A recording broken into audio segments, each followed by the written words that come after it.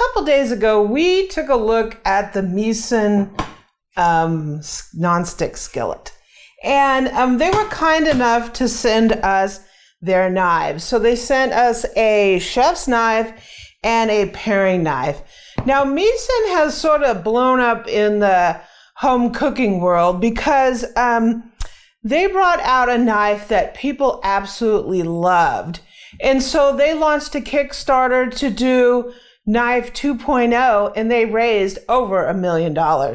So what we have in the kitchen today is the 2.0 Misen knife. We're going to do a little prep. We got a bunch of recipes we're going to do for this week. And so we're going to be cutting onions, bell peppers, tomatoes, mushrooms, and some chicken. And we're going to try out these Misen knives.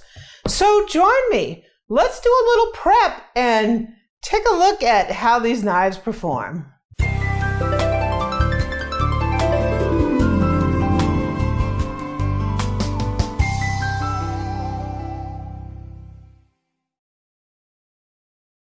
So I'm really excited to have these Misen knives in the kitchen. So many people have asked me about these. They've asked me to do a review on these, and I am so happy to have them that we can do that today.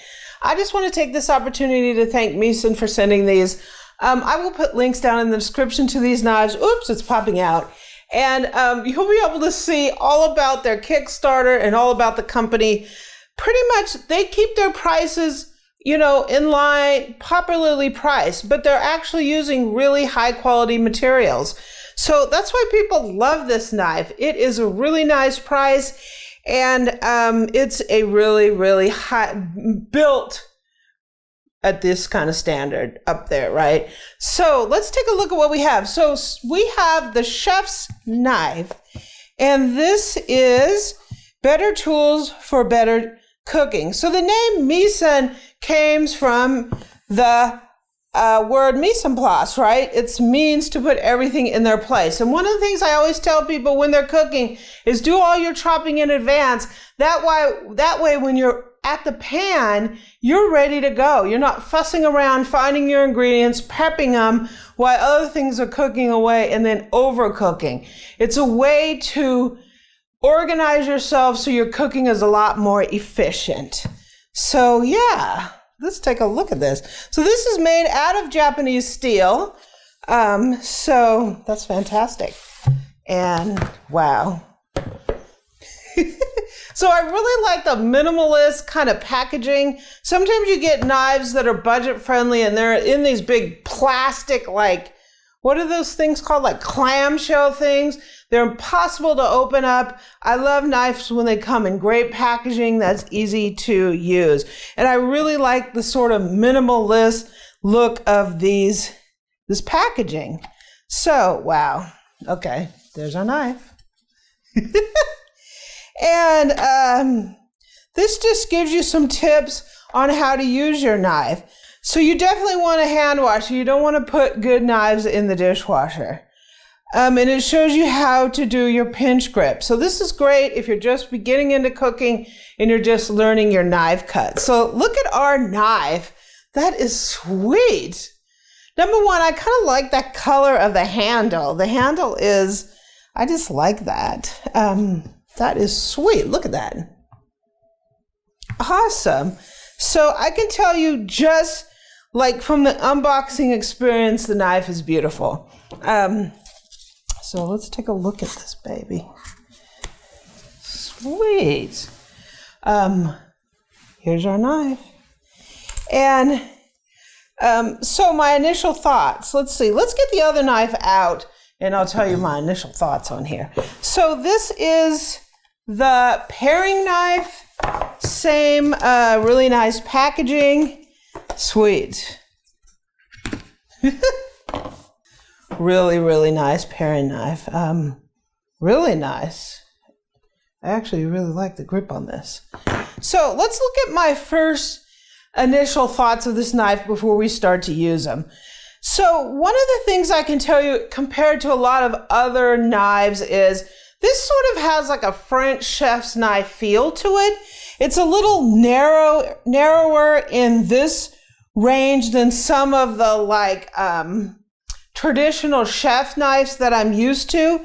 I really like it because it is tapered all the way down to the blade. It is, yeah, it's really nice. It looks like has a nice rock to it. It does not have a bolster, so you can sharpen all the way back to the back of the blade. It does have this basically like composite material with some rivets here. It's full tang, which is great. One of the things I can tell you just on my initial reaction is it doesn't seem, you know, my initial thoughts is it feels nice. It doesn't seem quite as finished as I like to see on some knives.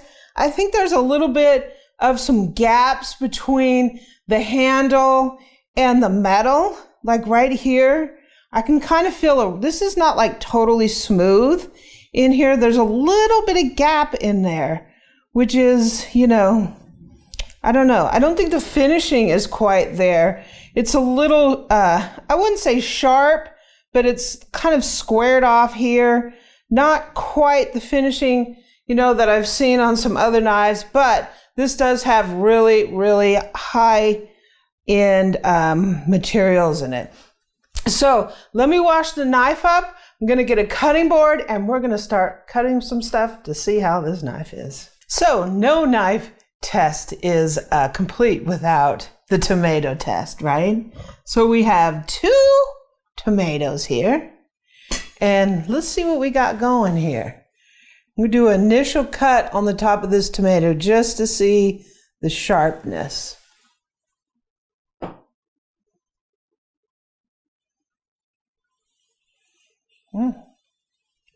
Nice. Nice, nice, nice. Nice. Really, really nice. How thin can I get a slice of tomato? Ooh. Oh, I didn't cut that very thin. That was a rookie mistake. You can tell a knife that's not sharp. It'll squish the tomato. It actually won't cut. When you just start cutting, it won't penetrate the skin of the tomato. And look how that penetrates the skin of the tomato. Boom, just like that. Yeah. This knife is nice and sharp. Woo.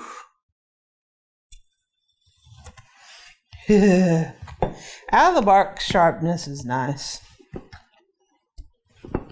So let's cut up some bell pepper. So I got 2 recipes. I'm going to use red bell pepper and green bell pepper. So we have a nice big red one.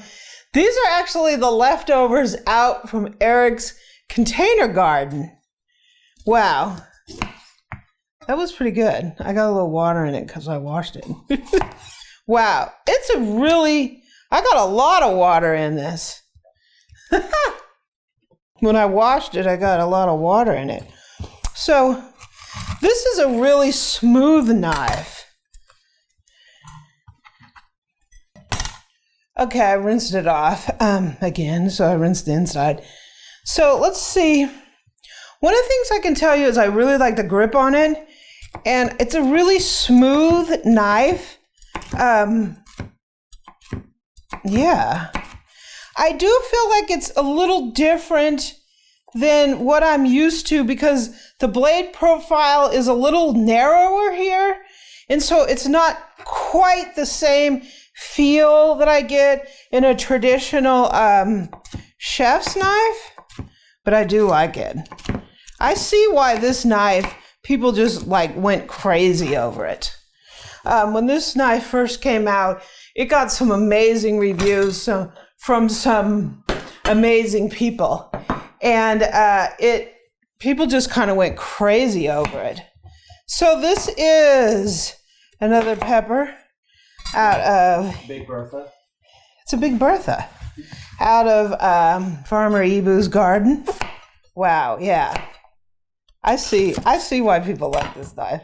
So when the 2.0 version of this knife came out, it got like tons of fans, but some of the people that like the other version of this knife, for some reason, like the old version better. I think they changed the grip on it a little bit.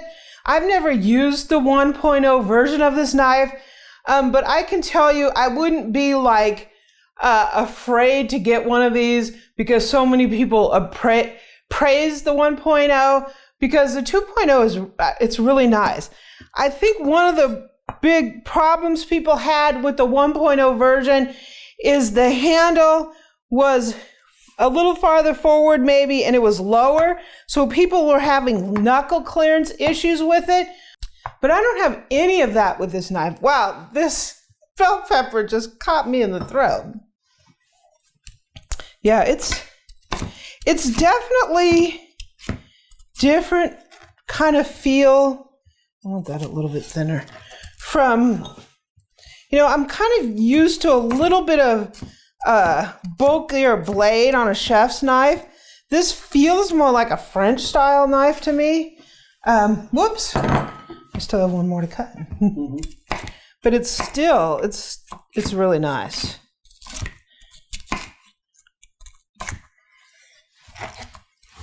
Ooh.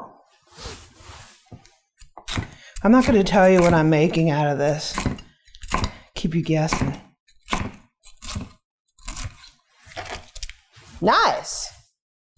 So I have 2 recipes that I'm doing, and I need some diced onion and some sliced onion. One of the great things when you're cooking for the week is do all your prep for everything. So figure out what you need for all your recipes and prep it all at once. So you don't have to like spend a lot of extra time, in the prepping stage. You can just get it all done. So let's slice first. Nice. I like it. I see why. I see why people like this knife. It's really nice and smooth. It's nice and sharp right out of the box. For me, it's just a little getting used to, because I'm used to kind of a different style of chef knife. But wow, I feel like I got nice control with this knife. Really nice. Okay, now time to dice. So one of the things I can tell you when my initial out of the box feeling of this knife is it does have more of a shape that looks like a French knife. And I felt like the finishing, there's a little bit of gaps. Not gaps that I think food's gonna get stuck in, but it's not quite as finished as, like, they sort of tout this as, the best of materials, but also I think they need to work just slightly on the finishing. But the knife is very smooth, and as I'm using it now, like I've said, I see why people love this knife, because it's very comfortable. It's hard to explain really until you get a knife in your hand what someone's talking about. But I can tell you it's a very comfortable knife. Yeah. And when you're doing a lot of prep, comfort in your knife is really important. Because I've had knife that just really like dig into you. And if you're doing a lot of prep, particularly when we have the holidays coming up, and this is really a time where we need to get our tools together so we can make it an experience that isn't quite as challenging due to our issues with our knives, and makes it a lot more fun, right? So I'm gonna go ahead and give us a little cut here, one across here.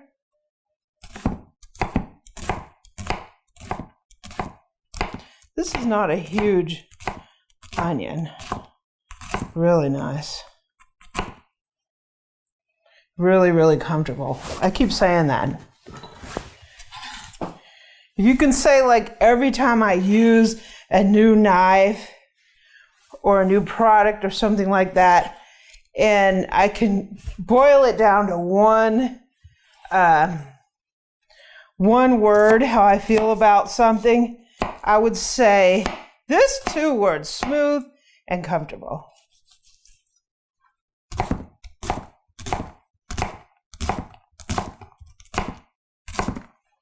Yeah. And I have a little garlic action here. I need 4 cloves for one recipe and 2 cloves for the other. And I would say you got holidays coming up, buy fresh garlic. A lot of people will buy garlic that's already peeled. And I know peeling garlic and chopping it, mincing it, whatever, is a real pain. But the taste is way more pungent.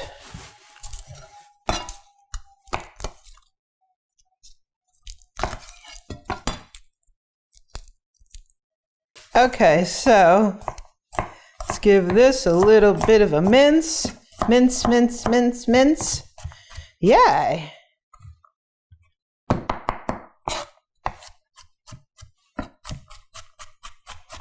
Yeah. Sounds like it's nice and crunchy. Just cutting right through. You need fresh garlic for this. Yeah, it's not the wimpy stuff.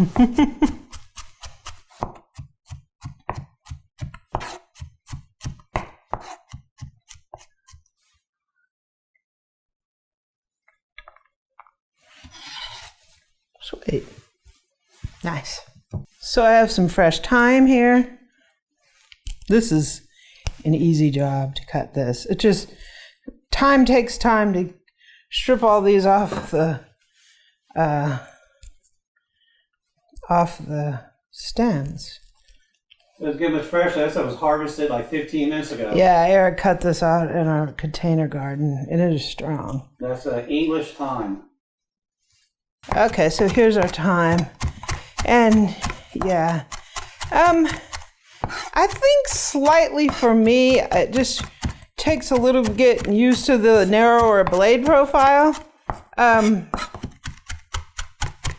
Just because I'm used to I tend to use kind of beefier chef's knives, big vegetable cleavers, stuff like that. So it's just a personal thing. So we got some mushrooms to cut, and I'm going to use the little paring knife to cut the mushrooms. Paring knives are great for little jobs. Looks perfect for this. Whoa, I like this. You know, some paring knives I kind of feel like their handles aren't quite as, obviously not robust like on a chef's knife, but sometimes the handles are, they're not quite as grippy or something. They don't feel like a true knife. This one does. Gives you a lot of control. This is nice. Sweet.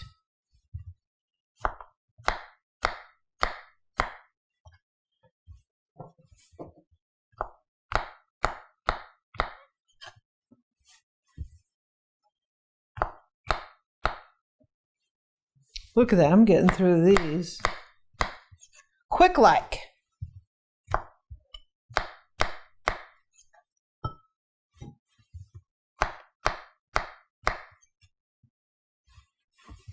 I'm almost using it like a chef's knife.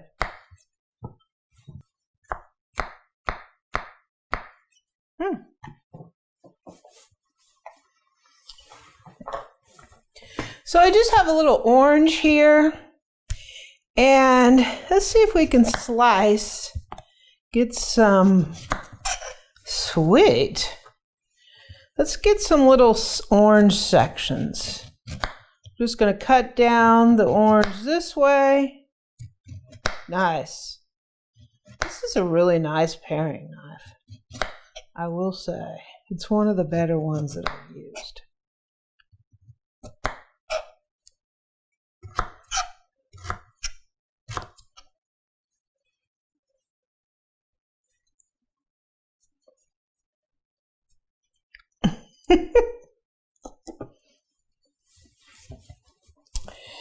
And we can just section this knife by going like this, slicing in there and slicing in there.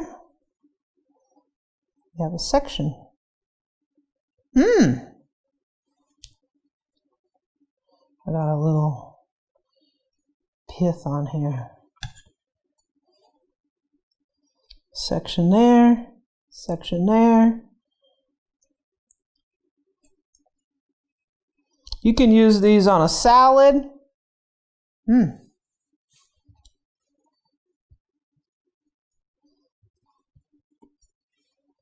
Section there, you just cut where the veins are. I guess you'd call those veins.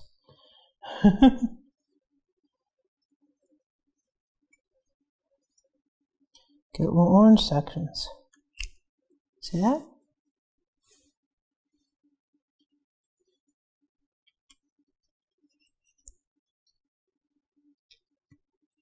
Great way to make like a nice citrus salad.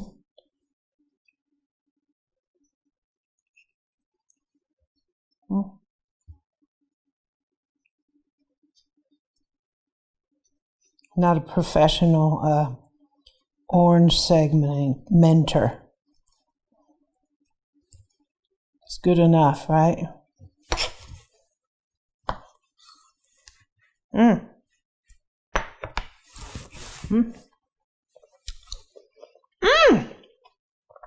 Sweet and sour. So it's time to cut some chicken. I need 2 different kinds of chicken pieces. We're going to butterfly some, and we're going to cut some into little like strips, sort of. So one of the things I've noticed since I've been using this knife is it is ground to a 15-degree angle on the blade. And that is similar to a sort of a Japanese style knife. And so it's so much, to me, kind of like a hybrid, because you have the, the sharpness and the feel of the cutting edge as like a Japanese knife, sort of that precision of the Japanese knife, but it's a little more robust than, your classic Japanese knife. Just because it's a westernized Japanese knife. So with this, we're just going to butterfly. This thing is huge, so one reason I'm butterflying it is it'll cook more even, plus when I'm eating it, I don't want this like super thick piece of chicken, because it's usually really thick on this side and thinner on this side. So to do our butterfly, we're just going to cut. I'm right-handed, so it's opposite of the camera, but I'm just going to cut down the middle, so we're basically cutting this way instead of this way. And yeah, I see the Japanese style in this knife, because it's really like, I feel like I can kind of get precise cuts on this. So you're saying the kerf is a little thin? The cutting edge?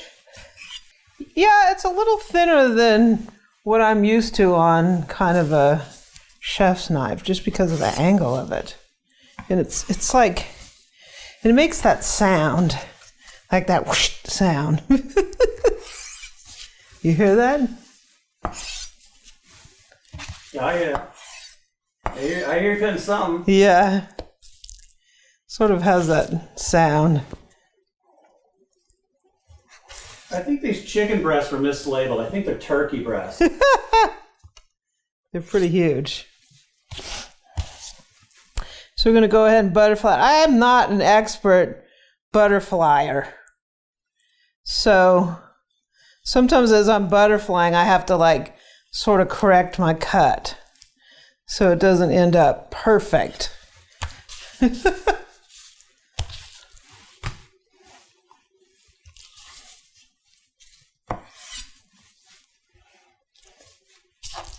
These are monster chickens, Boo. They're huge. Be very careful with this knife, because it's a sharp one.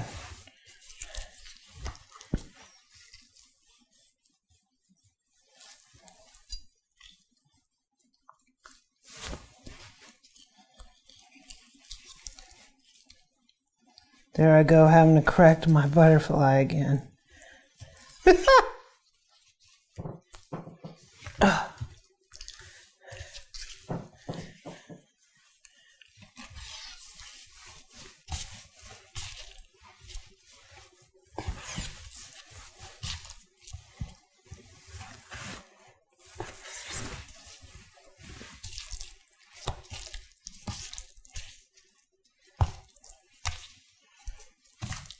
And this is for a separate recipe, so I'm just going to cut it in pieces this way.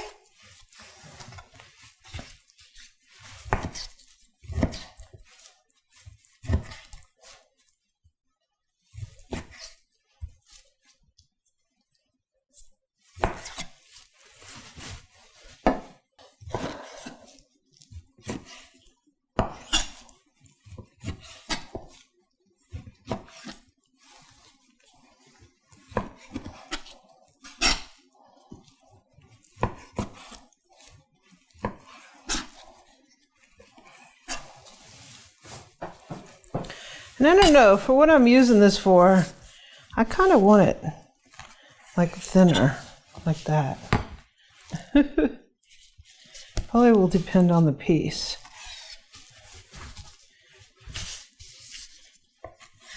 Make little strips. So let me finish cutting up the second one. My final thoughts on the Misen knife. It's a great knife. Like I've said over and over again, I see why a lot of people like it. It's a smooth knife. It's comfortable.